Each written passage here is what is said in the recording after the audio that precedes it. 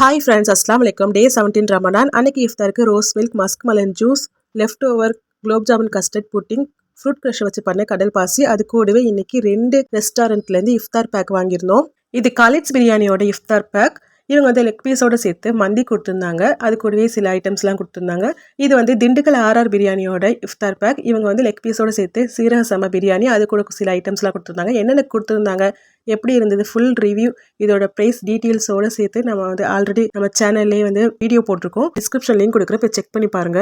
அல்ஹம்துலில்லாஹ், இதெல்லாம் தான் அன்னைக்கான இஃப்தாருக்கு. நெக்ஸ்ட் சஹர் சாப்பாடு சிம்பிளாக ஒயிட் ரைஸ், சாம்பார், கருவாடு ஃப்ரை தான் பண்ண போகிறேன். ஷஹர் ப்ரிப்ரேஷன் ஒரு பக்கம் போய்கிட்டு இருந்துச்சு. சைட் பை சைடு இங்கிட்டு வெஷல் வாஷிங்குமே பண்ணிக்கிட்டு இருந்தேன். இந்த நோம்பு டயத்தில் எப்படி பாத்திரம் செய்யறதுன்னு தெரியல. யூஸ்வலாகவே சேரும், பட் நோம்பு டயத்தில் அதிகமாகவே சேருது. இந்த மாதிரி ரெஸ்டாரண்ட்டில் கொடுக்குற பிளாஸ்டிக் கண்டெய்னரை ஸ்டோர் பண்ணுற பழக்கம் யாருக்கெல்லாம் இருக்குன்னு சொல்லுங்கள். நான் அந்த மாதிரி பண்ணுவேன். நம்ம யாருக்காவது பேக் பண்ணி கொடுக்குறதுக்கு யூஸ் ஆகும்னு சொல்லிட்டு எல்லாத்தையும் எடுத்து ஸ்டோர் பண்ணி வச்சுப்பேன்.